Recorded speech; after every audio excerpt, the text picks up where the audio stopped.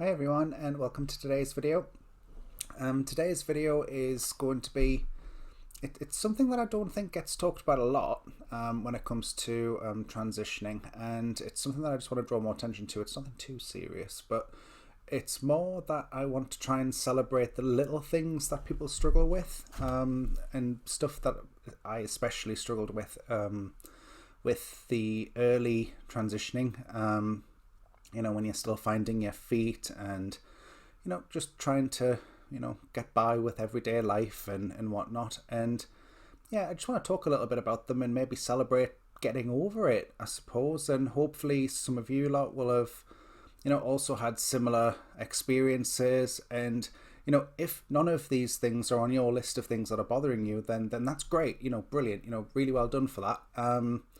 But let me know what little things have bothered you, stuff that you've struggled with, stuff that you'd like to overcome, little things. They don't have to be massive things. These little things that we do, while we're transitioning, they all add up. So yeah, let's celebrate them a little bit and see if we can help other people overcome them as well. Okay, so I'll share mine, and then in the comments you can leave yours and let me know how you've been getting on. And so yeah, so let's go from there. So number one, because I've got my little list down here, drive-throughs. Oh God, I don't know about you lot, but drive-throughs really set me off dysphoria wise, because one, I'm never quite sure, can they actually see you through that little camera doodah thing that they've got when you go through the ordering thing? There's a particular burger restaurant, I suppose. Can you call it a restaurant?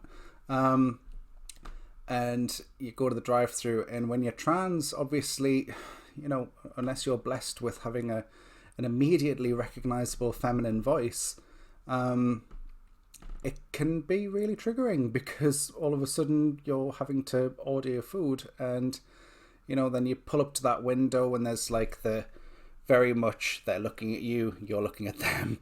And you can see where I'm going with this, and that was definitely something that used to bother me an awful lot.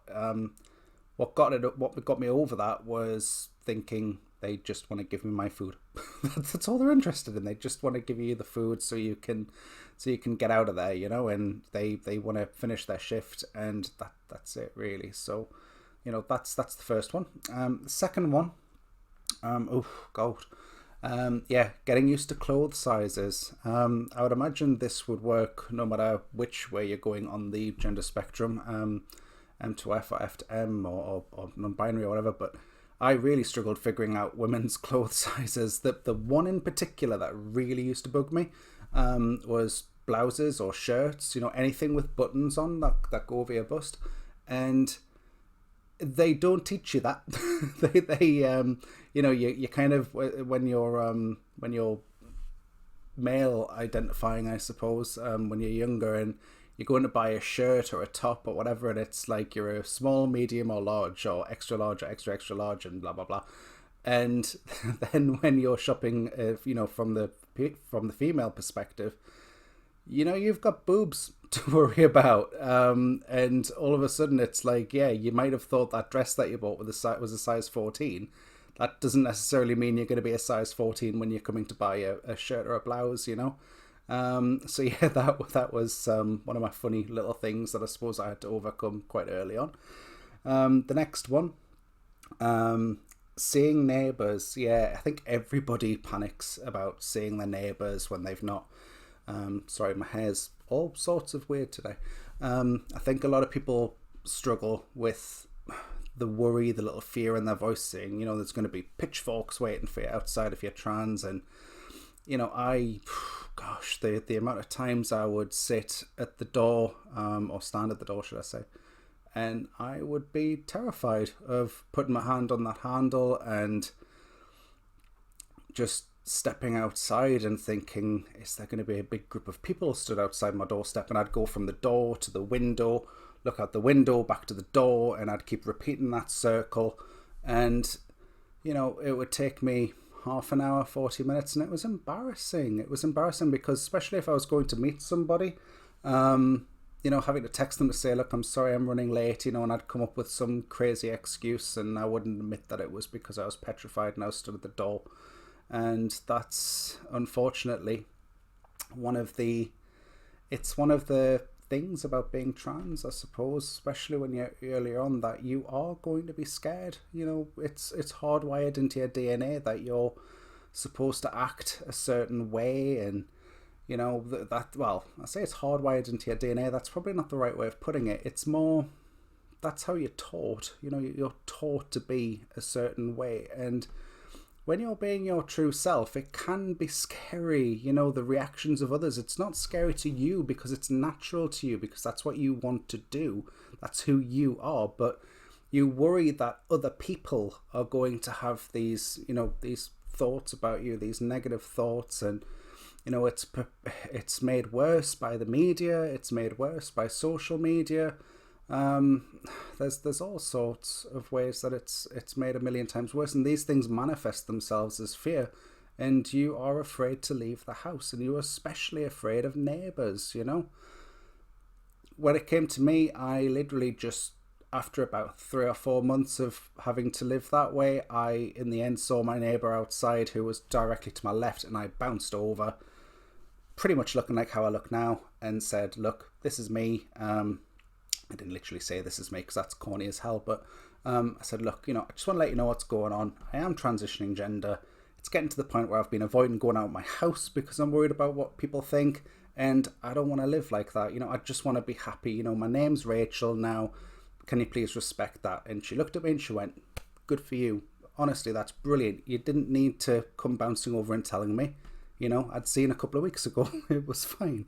And she was really lovely about it. And I've not had a negative experience with any of my neighbours. They've all been brilliant. So that fear was completely unfounded. That's not to say you wouldn't have a negative experience, but I'm just sharing mine so you know that there is a better case scenario. You don't always have to jump to the worst case scenario all the time with this kind of thing, okay? Going to car garages. Yeah, that's another one. You kind of lose that male privilege a little bit, I suppose, when you're transitioning male to female, and you start thinking in your head, oh god, if I've got to take my car in, they're going to try and rip me off, and they're going to do this, that and the other. And honestly, again, completely unfounded fear. I've never had that happen. Okay, never had that happen. Just because you're transitioning gender doesn't mean you've forgotten about how much things are worth, the internet to get advice. You're not going to lose your senses. You're just transitioning gender. They'll only rip you off if you let them, and most car garages aren't going to do that anyway. They're going to be fine with you, okay? Whether you're male or female, the 2 car garages that I use and where I live, fantastic. They just fix your car, you pay them, and poof, off you go. That's it. Opticians, dentists, docs. Now, there's a couple of reasons why these ones can be particularly daunting when you're first transitioning, and I think the worst one is probably just the simplest for them to fix, and that is getting your name right, and getting your name right on that blooming TV screen when it pops up in the corner of the screen. And the last thing you want is for it to say, Mr. Such and Such, when you're there looking like this, because that is going to make you feel embarrassed. We're all human. Simply put, I dealt with that by giving them a copy of my depot. I gave them a covering letter explaining what was going on. They already knew that I was on the NHS pathway, so it was relatively straightforward for me. If you do have any problems with getting your doctor to do that, there are plenty of resources and letters available on the internet. There are, on the NHS website itself, it actually has sections on there which are to do with name change, which you can print off and show them as well. I suggest you go armed with as much, not armed like that kind of armed, I'm talking armed with knowledge, okay? Let's keep it serious. So get yourself on the internet, get those things printed off. I'll try and find them myself, and I'll drop a link on this video as well. And yeah, just go armed with knowledge, and hopefully you should be all right. And remember, it's like everything in life. If they're not doing what they're supposed to be doing, there are people you can complain to about that. Okay, so don't be arm twisted into going along with something that you're not comfortable with. In my case, they tried to put me down as MX, and then my surname, and I said, no, I'm not having that. I'm married, and I'm still married, and I'm very happily married, thank you very much, and I want Mrs. as my title, and I am allowed under our laws to have whichever title I like, apart from doctor, and I think there's another one that you're not allowed to have, but they can't stop you from picking a title just because you're trans, male to female binary.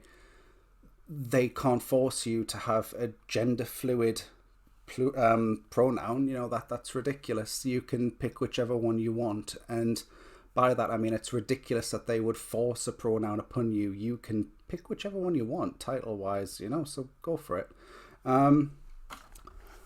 What else have we got? Oh yeah, this one's kind of linked to the drive-throughs. So again, calling any company in general, or business, comes back to your voice.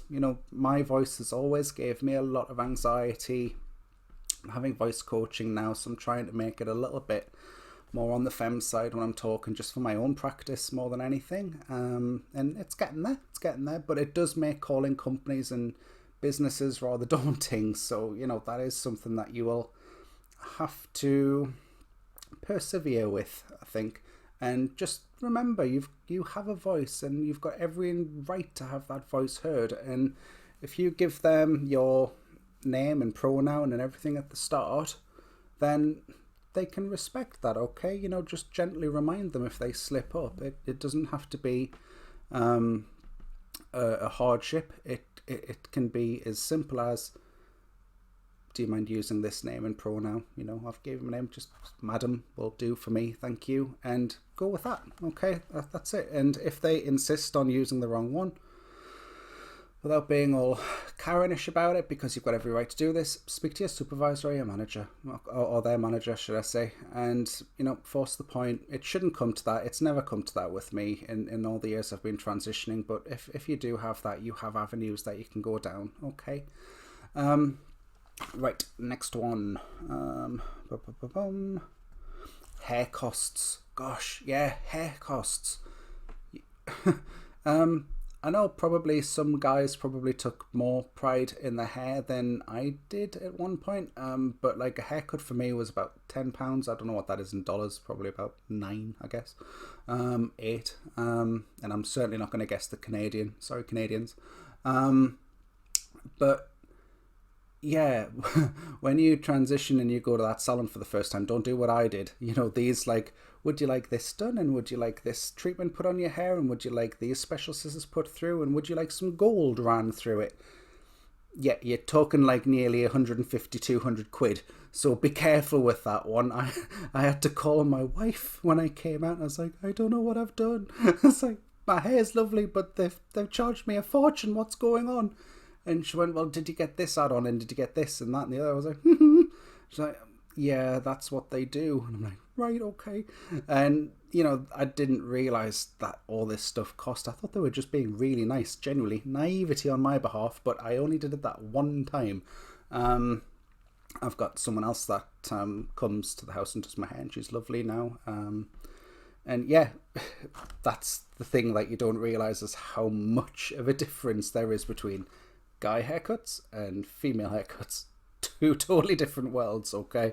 You're talking buying football players in Sunday League compared to Premier League.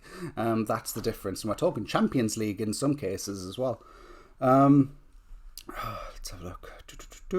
Changes in everyday routine. Yeah, that was the other thing that got me. When you first start going to work and you've started transitioning and everything,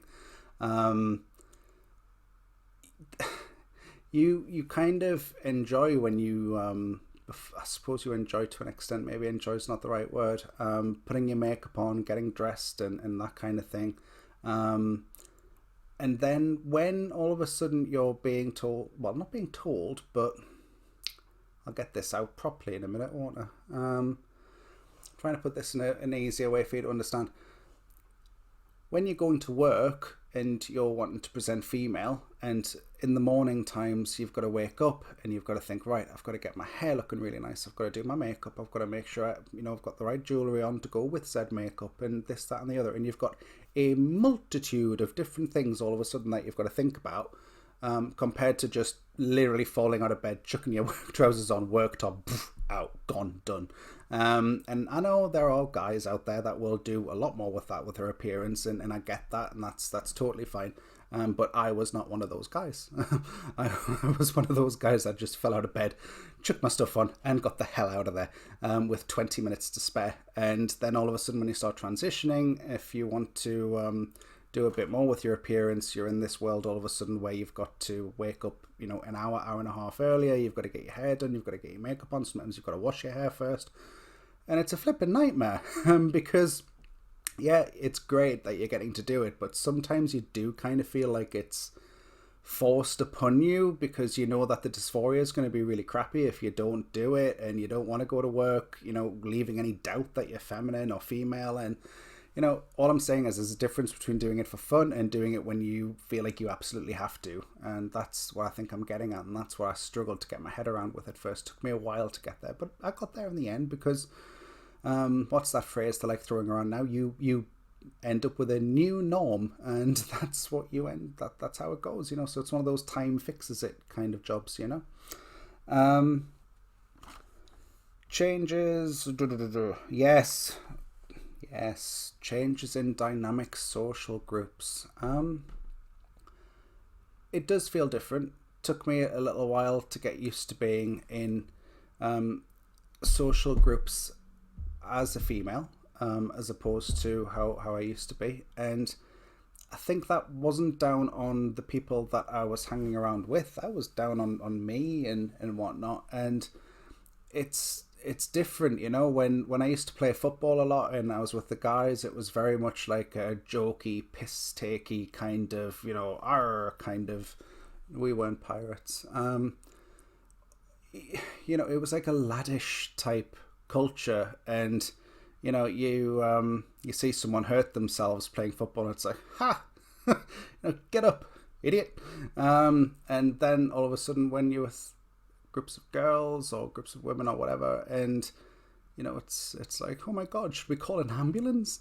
Are you gonna be okay?